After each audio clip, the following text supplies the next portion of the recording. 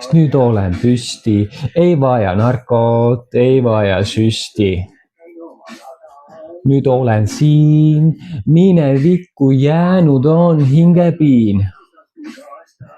Tagasi ei saa, kaotatud aastaid tagasi ei saa.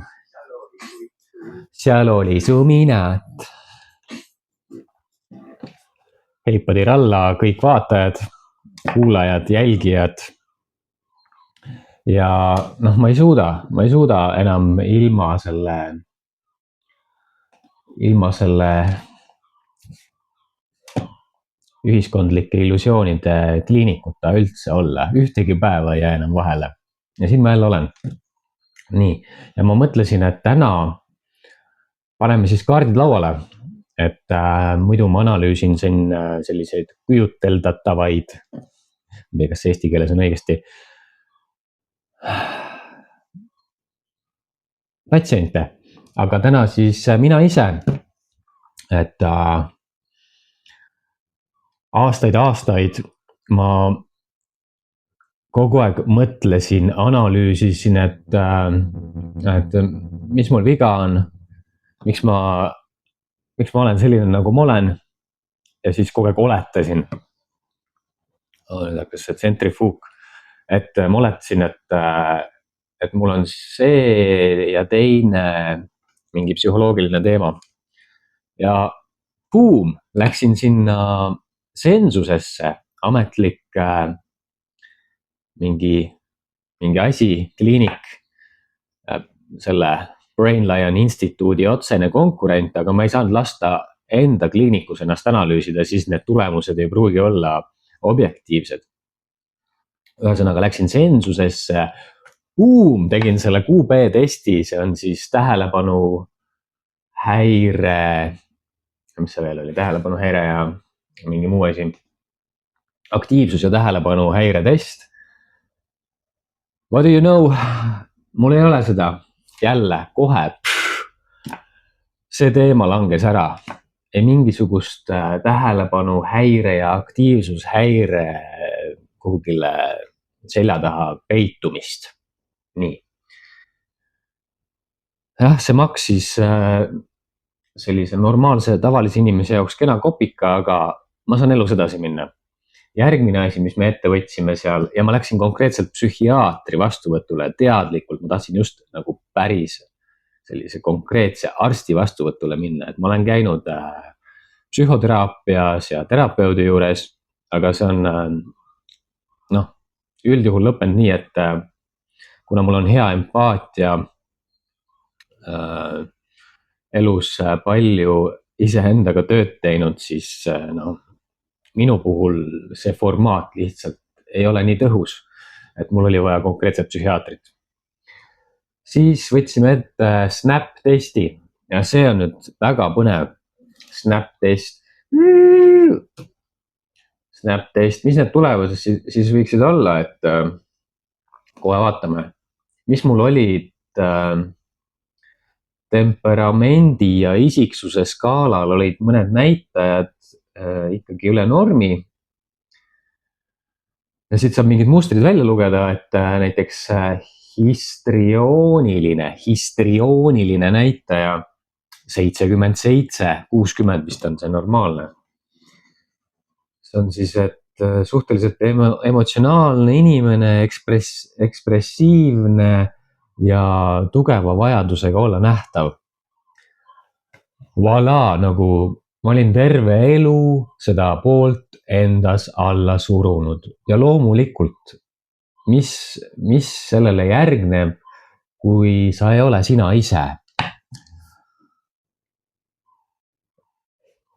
Alkoholism, mõnuainete kuritarvitamine. Ma loodan, et ei kuulnud seda, et ema ei kuulnud seda, aga nii on, Et ühesõnaga, kui sul ka on histrioniline näitaja üle normi, siis sul on suur potentsiaal olla loominguline inimene ja artist. Et näiteks ma pean lavale minema, aga mitte ego pärast. Et vaid sellepärast, et see ongi minu kanal. See on siis minu võimalus olla mina ise, minu võimalus leida endas rahu ja lepitus. Siis järgmine asi, nina hakkab kohe sügelema, järgmine asi oli nartsissism, näitaja 76. Boom! Noh, suhteliselt enesekeskne võiksid öelda ja noh, vajadus peegelduste järele. Ja terviklikus vormis tähendab see ikkagi tugevat eneseteadvust ja missioonitunnet. Et kõik justkui puudused, nõrkused, häired on võimalik pöörata tugevusteks ja teha neist oma supervõimed. Supervõimed. Ehk siis nartsissism supervõimena, ma pean midagi ütlema, ma pean neid postitusi, neid videolugusid tegema, sest see muudab maailma. Loomulikult see võib olla ka kaitsemehhanism, mis on siis jälle kuskilt lapsepõlvest tulnud, et nähtavaks saamine oli ellujäämise instinkt. Jälle ei hakka siin pikalt nüüd sellesse süüvima, lähme edasi. Siis oli mingi näitaja oli seal välditavad jooned 65. Ei ole palju üle 5 ühikut. Ühesõnaga, et ma olen tundlik inimene ja sealt tuleb siis soov vahepeal ennast peita. Tihtipeale ma olen täheldanud, et kui ma saan elus piisavalt tähelepanu või seda on isegi liiga palju, siis mul tekib ka meeletu vajadus saada koopasse. Jah, lähme edasi. Skisotüüpne näitaja 65, pole hullu. Ja kuidas sellele positiivselt, kuidas seda näitajat positiivselt lugeda on, et see on loovus. See on teistsugune mõtlemine, et mul on oma maailm. Ja ühesõnaga minu looming tuleb siis kuskilt teisest sagedusest. Ma räägin pigem iseenda koodikeelt kommunikatsiooniteoorias. Ma olen seda lausa õppinud. On nagu 2 koodikeelt, et suurem osa ühiskonnast lihtsalt räägib seda, mida ta on juba kuskilt kuulnud. Ühesõnaga paljundab mingit uudist, mingit koodi. Aga siis on grupp inimesi, kes tahavad sellest olemasolevast koodist kombineerida kokku uut koodi. Noh, ta ei olegi niivõrd uus, aga ikkagi uus lähenemine siis. Kus ma pooleli jäin, skisotüüpne näitaja, jah. Kui ka sinul on see natuke üle normi, siis tea, et sa tajud peenenergiat ja sinu loovvoog on tihtipeale irratsionaalne. Ja sinu loovvoog on visuaalne ja metafooriline. Võib-olla mitte kõigile arusaadav, aga siiski. Maailm vajab seda.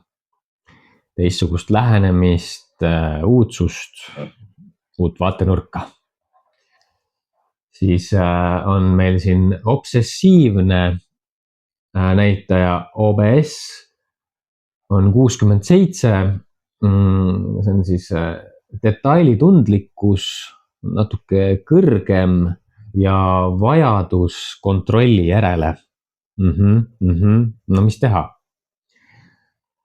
Et see omadus toetab mind, toetab sind projektide lõpule viimisel. Aga see võib muutuda ka ärevuseks, kui rütmid on paigast ära.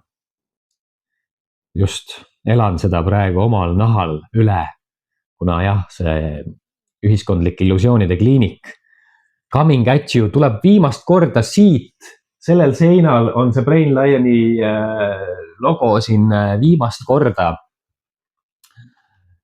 Mõneks ajaks muutun ma rändtsirkuseks ja siis liigun mööda Eestimaad ringi.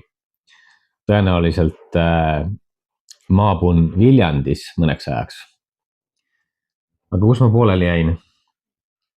Ja tooks välja mõned madalamad skoorid ka siis sealt temperamendi ja isiksuse skaalalt. Jutt käib patsient Lõvist, mitte doktor Lõvist täna. Sellepärast mul on ka täna sinine kostüüm seljas.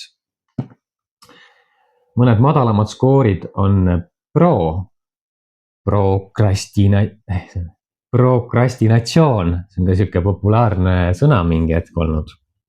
Procrastination. 47. No, ikka alla normi ütleks. Et pole kuigi kõrge, mis tähendab, kui nüüd sellele positiivselt vaadata, et ma tegutsen siis, kui mulle tundub miski oluline, näiteks looming, taastumine, need on minu teemad, et sellist lihtsalt mõttetut tööd ma väga ei suuda teha. Noh, jah, ma suudan seda igasuguseid asju teha, ma olen hea kohaneja, siis ma suudan teha mingisuguseid asju suure intensiivsusega, suure õhinapõhinaga, aga ainult teatud aja, kui seal ei ole minu jaoks mingit tähendust, mingit edasiviivat jõudu, mingit arengut, et siis nagu ma vajun ära ja ei suuda seda fookust hästi hoida. Siis jälle tooks välja ühe madalama skoori on võrk V2VRK, see on siis töövõime 52. Kõik potentsiaalsed tööandjad, te ei kuulnud seda. Aga kuna ma olen ise enda tööandja, siis kõik on okei. Siis töövõime 52, see on siuke keskmine, näitab, et stabiilne töö vajab tugevat sisemist tähendust. Just millest ma rääkisin, et muidu fookus ei püsi. Et see pole nüüd ka halb, et ma lihtsalt ei suuda, ikka suudan, aga ma ei taha töötada töö pärast. Et mulle meeldib missioon, missioon, man on the mission.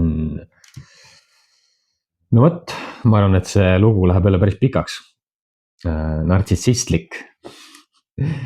Ja kokkuvõtteks, mul on tugev loovus, ühendatud emotsionaalse väljendusrikkusega. Siis mul on sisemist tulejõudu, boom! Siis karismat, vaata mind, vaata mind. Siis ja samas jälle vastuoluline näitaja tuleb siia kohe otsa, et on sisemine tulejõud, karisma ja siis samas, et seda nüüd ära tasakaalustada, siis on vajadus eraldumise ja rahu järele. Ja tasakaaluka toimimise võime. Eriti siis, kui olen õigel rajal. Tundub, et praegu olen, et iga päev püsin fookuses, iga päev uued teemad, uued postitused. Et mis siis, et aeg-ajalt ärkan hommikul üles ja mõtlen, et nüüd pakin poe kokku, et hakkan jälle normaalseks. Aga siis tuleb jälle mingi uus lähenemine ja tõmbab asja käima. Ja see on jumala okei, et ikka kahtlused käivad kõigil peal, no mis need siis on, mis ma siis tahaks veel rääkida, mis ma tahtsin veel rääkida. Nojah, ühesõnaga loo kokkuvõtteks, et tasub teha ära need testid, et siis on nagu, siis ei ole enam seda oletamist, seda oi, mis ja võib olla ja kus ja kes ja teed ära, buum, sa ei pea isegi seda kallist analüüsi sinna otsa ostma, et ma olin ka natukene võib-olla alguses selles sensuse lähenemises üllatunud või noh, et kui noh, see postilõvi rahapakkidega ei ole mulle veel siia kohale jõudnud, et siis seda pappi pole nii palju ka, et iga test maksab nagu paraja summa ja siis käid seda raha välja ja siis no, Snap test ise juba 170 eurot näiteks ja siis see kuube test sott on ju. Et ja siis veel tahaks nagu analüüsi võtta, siis peaks veel nagu panema sinna mingi üldse kõigepealt, et vastuvõtule saada psühhiaatri vastuvõtule kohe buum sott, ma ei tea, kui palju need hinnad nüüd on. Et siis mõtlesin, et fuck, et nagu see on mingi rahamasin ja et nagu nad lükkavad niimoodi pappi kokku. Tallinnas käisin kuube testi tegemas, seal oli konkreetselt järts. Ma nägin seal kuulsaid inimesi ka. Ja noh, mis seal ikka, et ühesõnaga ma mõtlesin, et issand jumal nagu, et see sensus nagu, et see nagu ei aita ju, et aga nüüd tagantjärele ma mõtlen, et nagu super, just mulle meeldiski selline, ma saan aru, et see on selline neutraalne, natuke külm, üleolev lähenemine ongi just minusugusele inimesele vajalik. Et seesama, mis ma käin seal selle terapeudi juures nüüd järgmised, ma ei tea, 2 aastat elu lõpuni, ei, ma pean ise nagu tegelema iseendaga, ma pean nagu need vajalikud sammud ise astuma, ma pean ise jõudma edasi, ise jõudma arusaamani. Jah, absoluutselt, nii et pole paha, hea töö, et on olemas sellised valikud nagu meil on ühiskondlike illusioonide kliinik, Brain Lion Instituut ja siis see sensus. Et elame-näeme, võib-olla hakkame üks päev isegi koostööd tegema. Jah, ja mis ma veel, et tahtsin, et rääkida sellest, et miks ma ei suutnud aastaid oma eluga edasi minna, et ma olin kuskil kinni, et ma otsisin nagu mingit lahendust traumale lapsepõlvest, aga ma ei saa seda lahendada seal, selles ajas ja selles ruumis. Nüüd tuleb läheneda selles hetkes, milles ma olen. Fookus paika saada, uus lähenemine, jah, need traumad on, aga need on osa minust, nendega tuleb õppida lihtsalt elama.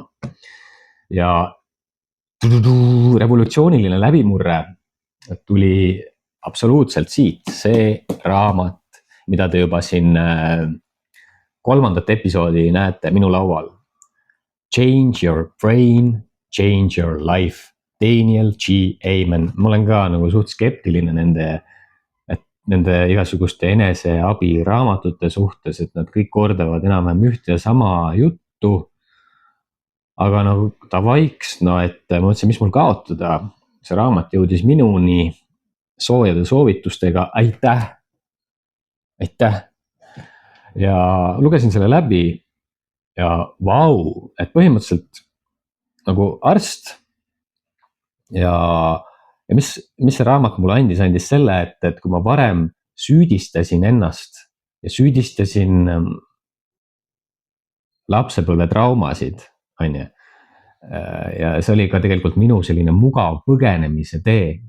Et ma ei nagu selline, noh, jäädki süüdistama ja iseennast haletsema, aga siis siin raamatus on sadu juhtumeid ja Daniel G. Ameni kliinik läheneb igale patsiendile füsioloogiliselt, ühesõnaga nad skaneerivad aju ja kuna neil on see andmemaht juba nii suur, nad suudavad väga täpselt diagnoosida vastavalt siis mingi ajuosa alaaktiivsusele või üleaktiivsusele, millist konkreetset näiteks ravi inimene vajab. Ja siin reaalselt saab ka toetada ja raskemate juhtumite puhul peabki toetama konkreetselt ravimitega. Aga see just, et see ajuskaneeringud ja siin kõik need näited võtsid mult maha pinge. Et nüüd ma sain aru, et oh my god, ma olen kukkunud mingi 5 korda pea peale, ma olen mootorrattaga kukkunud boom, nagu siukse hooga pea peale. Ma olen nari otsast alla kukkunud. Kõik need peatraumad, need muudavad meie elu, nad muudavad meie isiksust. Okei, ma võiksin olla nüüd nagu kuri ja pahane, et ma ei saanud varem abi. Aga no on nagu on, ma ei saa minevikku muuta, et mul on see üks elu, see hetk, milles ma praegu viibin ja ma saan teha nüüd need teadlikud valikud. Ma pean olema tänulik selle vabaduse eest, mis mul on antud teha täna need valikud. Ja ma teen need valikud, mis toetavad minu aju tervist. Ja aju on plastiline organ, ta on plastiline organ, see on nagu suurepärane uudis. Et ühesõnaga eilses postituses ma rääkisin ka nendest neuraalkanalitest, et neid on võimalik taas luua ajus uusi ühendusi. Jah, meil on mingisugused vanad mustrid, vanad harjumused, minul konkreetselt just see traumakäitumine, mille läbi, mis siis tingis sellise enesehävitusliku käitumismustri aastast aastasse. Tõenäoliselt mul on ajus kuskil kilomeetrite pikkune mingisugune vana rada, mis nii kergelt ei kustu, aga toetades aju tervist, tehes nagu teadlikke valikuid ja andes ajule head toitu, ma loon uued närviühendused. Jah. Ma arvan, et aitab küll. Et tegelikult nagu ma räägin iseendast avalikult, ausalt, päriselt. No ma ei pea nagu detailidesse laskuma, et mida ma kõik olen elus teinud. Võib-olla järgmine postitus on ju, et aga ühesõnaga sa ei pea olema nagu eriline või kuidagi, sul ei ole vaja seda mingisuguseid erilisi asju, mingit räiget rahahunnikut, et teha elus see muutus. Ja üldse pole vaja suurt pingutust, tegelikult on vaja tahtejõudu ja jah, noh, kui päris aus olla, on vaja ka õigeid inimesi enda ümber. Et see on ka üks asi, mis ma olen valusalt õppinud elus, et kui sa veedad aega inimestega, kes on, ma ei tea, negatiivse mõtlemisega, on trauma käitumisega, siis paratamatult see mõjutab sind ja hakkad ise ka vastavalt käituma ja mõtlema. Kui sa ümbritsed ennast vastavate inimestega, siis oled ka ise vastav, et kui sa veedad aega kalkunitega, siis oled kalkun, et kui sa veedad aega luikedega, siis oled luik. Mitte, et kalkun nüüd oleks ka kuidagi. Jah, okei, aitab küll. Et aitäh vaatamast, aitäh kuulamast, kõik need, kes peavad vastu video lõpuni, on kangelased, siis järelikult see video on teile, te tahate muutuda, te tahate olla koos minuga sellel tervenemise teekonnal.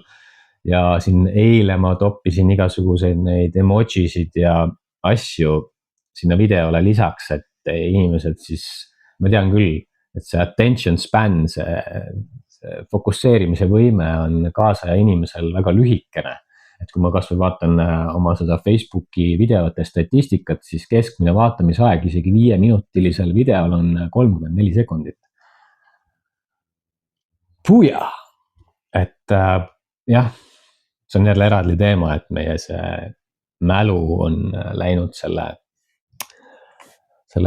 nutiseadme sisse. aga jah, et see ei ole halb, et transhumanism on siin ja on siin selleks, et jääda, et ja elu on ju pidevas muutuses. Voilà, aitab nüüd. Aitäh teile. Midagi vastu, esmaspäev, vihma sajab, aga päike paistab seal pilve taga. Elu läheb edasi. Elu on elamist väärt. Kõike head, ilusat päeva.